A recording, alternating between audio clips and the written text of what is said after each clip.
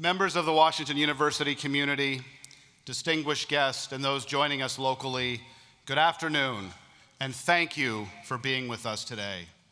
Between the symposium this morning and all of the other events happening on campus, it has been an incredible day as we celebrate the past, present, and future of Washington University in St. Louis. There are a lot of people I want to thank for helping us get to where we are today. Many of you I hope to thank individually. However, I do want to especially thank members of the Chancellor's Search Committee, the Board of Trustees, and the Inauguration Steering Committee. You all have been exceptional this past year and a half as we've prepared for this transition and moment in the university's history. I also want to thank our delegates for being here and representing your institutions. I am incredibly honored to have been chosen to serve as WashU's 15th Chancellor. Stephanie Olive and I are extremely happy to have returned to St. Louis, where we consider home. This is truly a culminating moment for both my family and me, both personally and professionally. But I also don't want this day to be about me, because it's really not. Today is about Washington University, and today is about momentum. In my mind, the word momentum perfectly encapsulates where we've been, where we are, and where we're heading. Since I'm a math guy, I feel the need to add that from a purely mathematical physics perspective, momentum is the impetus or driving force of a moving object. To calculate momentum, you multiply an object's mass by its velocity. The greater an object's momentum, the more force it takes to change its motion. Momentum also helps us continue to move forward. Given enough momentum, we can overcome significant obstacles. Unfortunately, though, we can't really increase our momentum if we have nothing to drive on top of, nothing to build upon, nothing to hold us up. That was especially true here in St. Louis in the mid-1800s, when the Mississippi River served as one of the largest waterway obstacles to commercial and industrial progress in the country. At that time, St. Louis was struggling. The river, which once provided easy passage for transporting goods cross-country, was no longer the fastest route. The railroad had taken its place, and St. Louis was losing its economic prominence. Talk about a real momentum buzzkill. To solve for this, our local business and political leaders decided to build a bridge. As former library staff member Aaron Wellborn writes, there was only one problem. No one had ever built a bridge that long. That didn't stop James Buchanan Eads and the eventual construction of the Eads Bridge, an engineering and architectural marvel, and the largest and longest bridge built during its time. The bridge also signified hope as the city of St. Louis looked to regain its momentum. Perhaps some of you know, but Washington University also played a role in the building and historic preservation of the Eads Bridge. In fact, our second chancellor, William Chauvenet, revised and double-checked the calculations Eads made in designing the bridge and invented a revolving mirror to measure the elastic limit of steel and iron. Faculty members often brought students to the site to study its engineering and architecture. In 1872, WashU bought the machinery that tested the bridge's structural materials for use in our civil engineering laboratory. And our faculty colleague, WashU Professor Calvin Woodward, would later write the history of the Eads Bridge. And the original drawings of the bridge's designs have since been digitized and are housed in the Julian Edison Department of Special Collections in our university libraries. The story of the Eads Bridge is a story about momentum. It's also a story about how our fine city and this institution came together to achieve something incredible. It's a story about how we engendered innovation and progress across the community and across the disciplines. I like to think Washington University is also a lot like the Eads Bridge. At Washington University, we are a bridge between past, present, and future, a bridge between the academy and the community, between the liberal arts, the sciences, and the professions, between the work on our campuses and the work of our global partners. Not only that, but we continue to build bridges. We build bridges between faculty, staff, and students, between doctors and patients, between students and alumni. We intentionally build bridges across differences as we aspire to become a place that is both diverse and unapologetically committed to equity and inclusion, because we know full well that diversity on paper is one thing and equity and inclusion are another. We must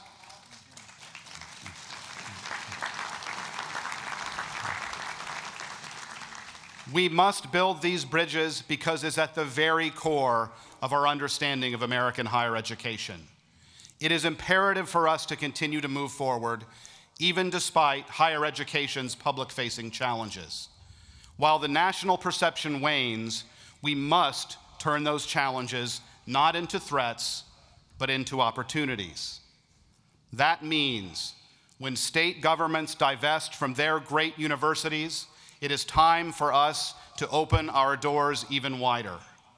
When industries decrease investment in research and development, it is time for us to step up our research game. When our city no longer provides a public hospital, it's time for us, BJC Healthcare, and other partners in the region to help fill that void and ensure an even stronger safety net for anyone who needs care. When resources are sparse,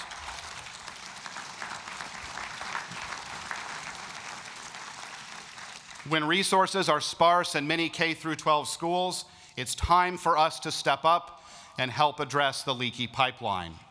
When tensions loom between the United States and other countries, it's time to strengthen our position that we welcome all people to campus.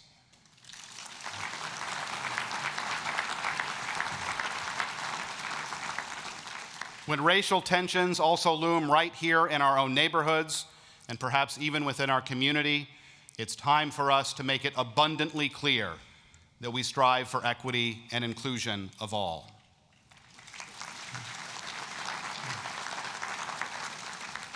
Simply put, we must use our firm foundation as a foothold for future momentum as we continue our mission to be a place of distinction in education, research, and patient care.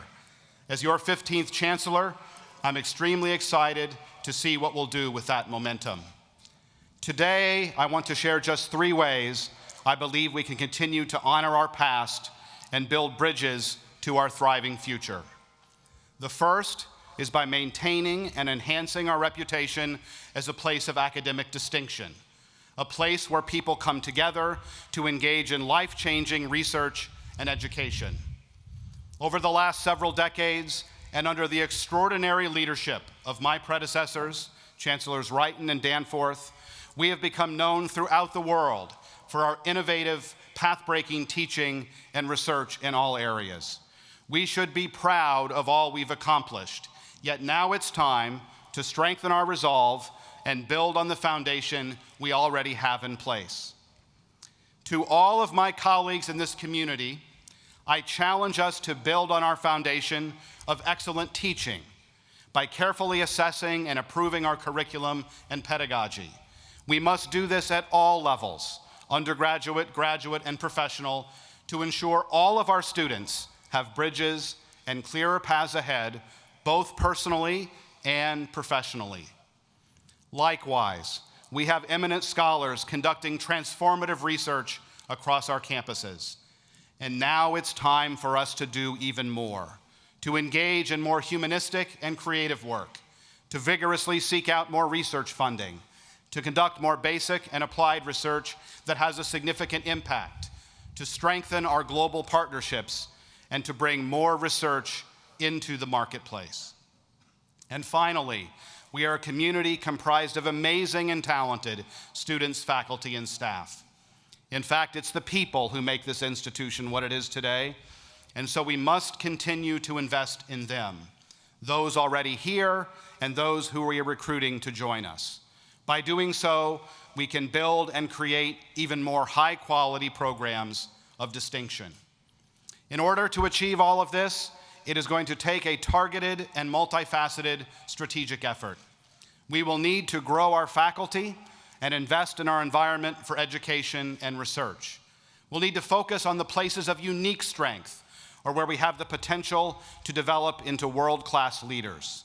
We'll need to carefully discern our investments, measure our outcomes, and make adjustments as needed. And we'll need our academic leadership, faculty, and staff to continue joining together to make this all possible. Finally, and most importantly, we must take an equitable and inclusive approach to all of this work. The second key priority is to continue to provide educational access for students regardless of their background or previous opportunities. As a leading educational institution, we must build sturdier bridges and more secure pipelines so that all talented people have the opportunity to receive a WashU education. Here again, we have a strong foundation on which to build. Recently, we've doubled down on our efforts to admit higher percentages of Pell-eligible students from varying socioeconomic backgrounds. I'm thrilled we're starting to see forward momentum in these areas with a recent increase from 6% to 15% over the last 6 years. This is a good start.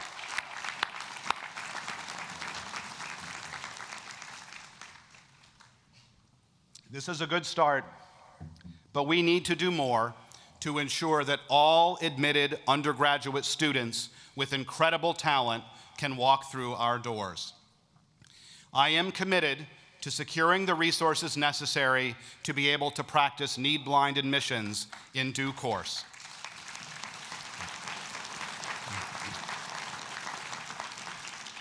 We must also continue to meet the full demonstrated financial need of our students, as well as give them the resources they need to thrive while they're here. This is our moral responsibility, one that includes more than just tuition, room, and board. It also requires all of us in this community to look carefully at everything we do, including our curriculum, to make certain every student can flourish in their chosen area of study, regardless of who they are or from where they come. At the graduate and professional level, we already have a lot to be proud of. Our recent $100 million commitment to give up to 50% of our medical students free tuition is a good start. The work various schools on the Danforth campus are doing to increase tuition assistance at the graduate and professional levels is another. And the McDonald Scholars Academy, which provides ample financial support and robust leadership preparation to exceptional international students, is still another. These are all great starts, and I look forward to building on that foundation. However, these commitments at both the undergraduate and the graduate levels will not be inexpensive.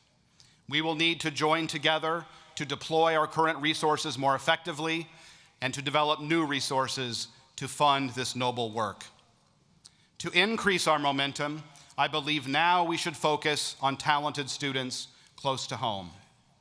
That is why I am making a pledge that beginning next fall, any admitted undergraduate student from Missouri or the southern portion of Illinois who is Pell eligible or with a family income of less than $75,000 will be able to attend Washington University free of charge.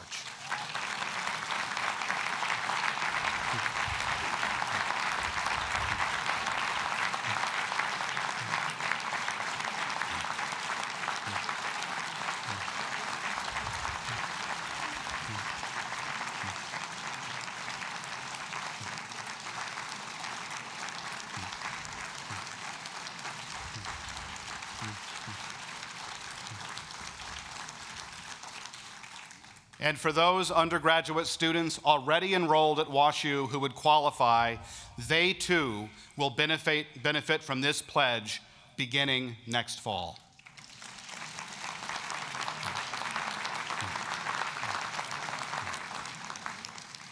We are making this WashU pledge first because it's the right thing to do. In addition, we are Washington University in St. Louis. That means we have a unique responsibility to provide opportunity for students in our extended region to the four corners of Missouri and our neighbors in the southern portion of Illinois. By doing so, we're attracting our very best and brightest and keeping them right here, close to home. That brings me to my third and final takeaway, which is that it's time to double down on our role and impact in St. Louis. As an institution founded with the very intent to provide increased educational access at the local level, we are Washington University because of St. Louis. We're proud to be Washington University in St. Louis, and today I am calling us to be Washington University for St. Louis.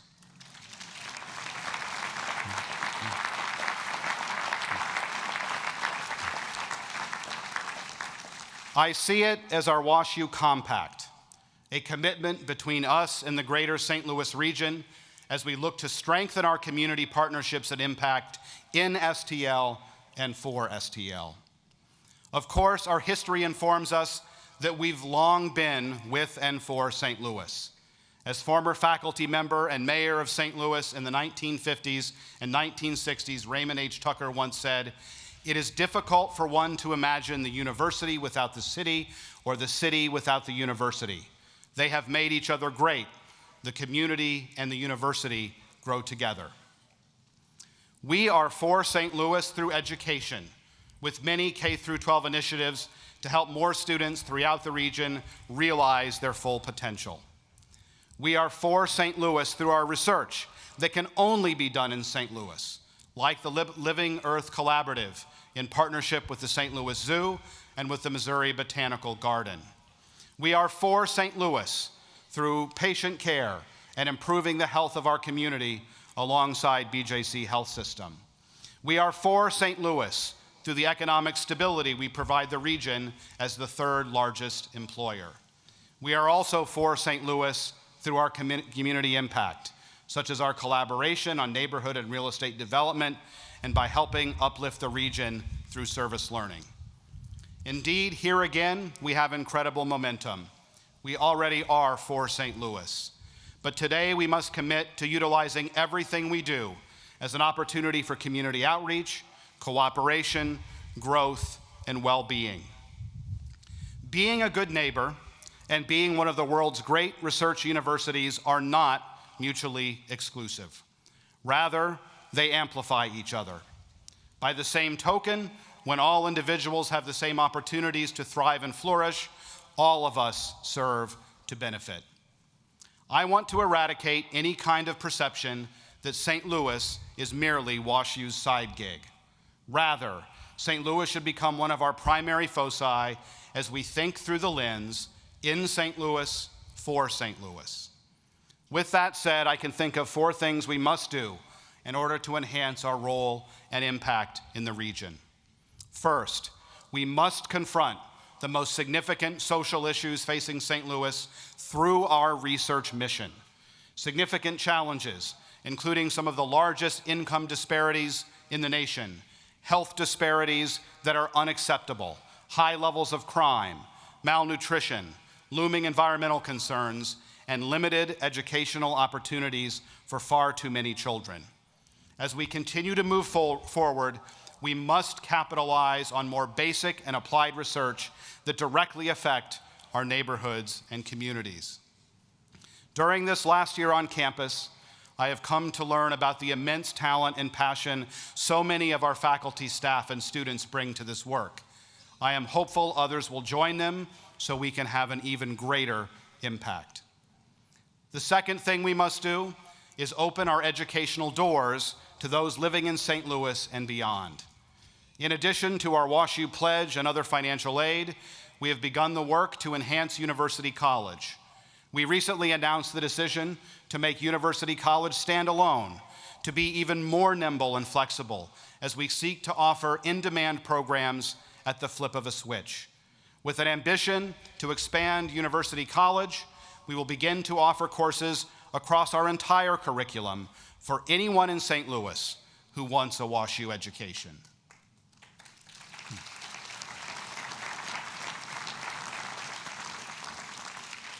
The third thing we must do is continue to bolster our strong partnership with BJC on health access and disparity work as we continue to improve the health and well-being of those across our community. These are also issues to which many colleagues across our schools and departments are committed. We must continue to synergize that work and enhance our impact here at home. And finally, the fourth thing we must do is think about how WashU as an employer can do even more. Let's begin to think collectively about how our practices can do the most good for the people and communities that comprise the St. Louis region. Our resolve to enhance our role and impact in St. Louis and for St. Louis is going to take a concerted and strategic effort, both on campus and within the community. In the coming months, I will call upon you to help us chart the course forward. Friends, it is clear we're making immense strides. I view my role as your 15th Chancellor to increase our momentum and help build bridges to our shared future, the future of this institution, the future of St. Louis, the future of this country, and the future of our world. In order to continue this work, though, we need to do it together. It's going to take all of us to roll up our sleeves, build bridges, and commit ourselves to the collective work ahead, all for the sake of our mission to improve lives in service of the greater good.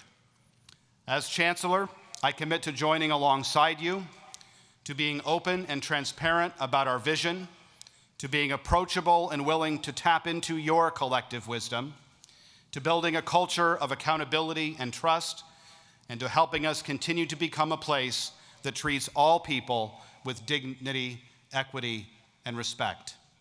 This is my commitment to you, and I hope you'll make the same commitment in return as we hone in on these three key areas: academic distinction, educational access, and our role and impact in St. Louis.